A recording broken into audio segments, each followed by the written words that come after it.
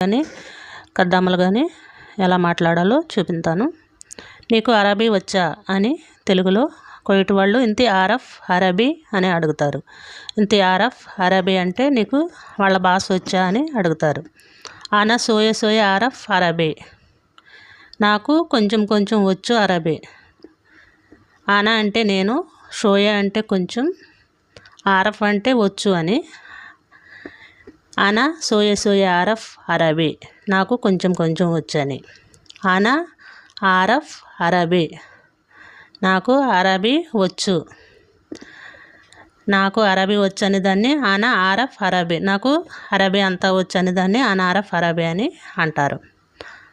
ఆనా మాయారఫ్ అరబీ, ఆనా మాయారఫ్ అరబీ అంటే నాకు అరబీ రాదు, వాళ్ళ భాష నాకు రాదని చెప్పటాన్ని ఆనా మాయారఫ్ అరబీ అని అనాలి.